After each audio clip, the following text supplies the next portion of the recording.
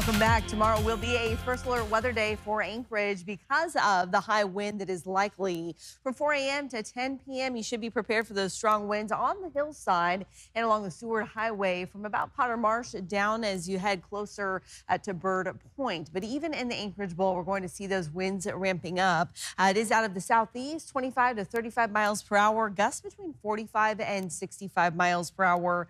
Power outages are possible with winds of that level. Also likely to see debris blowing about. Those winds increasing overnight tonight for the hillside, and then they'll move down across the Anchorage Bowl as we head through the day on Tuesday. Again, that wind advisory in effect for the entire Anchorage Bowl, but we also have a high wind warning in effect for the Alaska Range Pass right along the Richardson Highway.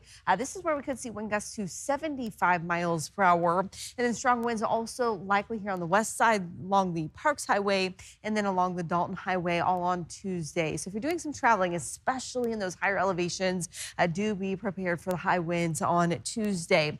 Now, this storm is also going to bring in some heavy rain with it. That's for the southern portions of the state. The center of the storm right now in the central Aleutians, but that's going to track right into South Central. And this is going to bring heavy rain to the region on top of what has already been a wet start to the week.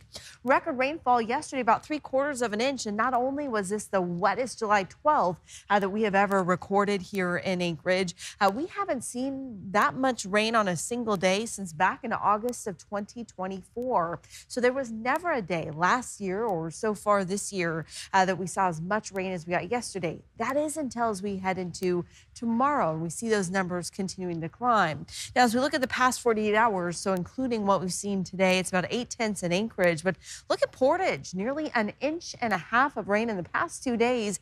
And those numbers are really going to climb because of this deep trough in the upper levels of the atmosphere.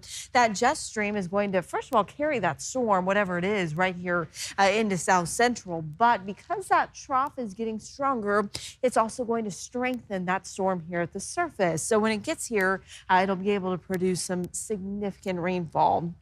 Between now and Thursday morning, we're looking at more than 1 inch in Anchorage and getting close to 3 inches for those of you in Whittier. And as you head through the day on Thursday, those numbers do still continue to climb because it's really back-to-back storms. Again, riding that jet stream. The first one is here on Tuesday, but then when it comes to rain, it's Tuesday night into Wednesday. And then again, as we head into Thursday, we'll see another rainstorm moving into the region. We will only get about 12 hours in between those with some dry breaks. Now, southeast, you are outside of that jet stream this time, and so warmer and drier conditions for you. Ketchikan can up to 73 under mostly sunny skies. A little bit more cloud cover in Juneau, but a high of 65 for you. Back into those 70s in Skagway, and just seeing some rain at the tail end of the day there in Yakutat. Wet conditions likely across all of the Kenai Peninsula tomorrow. Highs right at about 60 degrees. A little cooler as you head across Prince William Sound. Watch out for the rain, breezy winds in Whittier and in Cordova.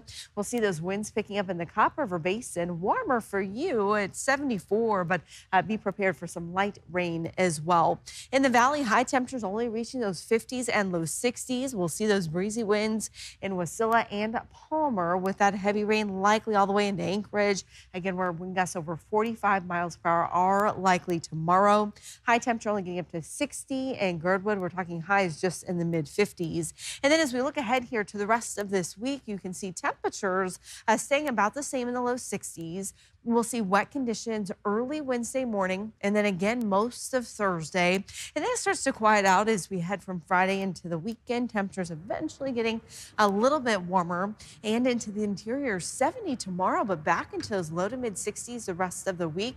And you can see those showers in and out for much of this week for you as well.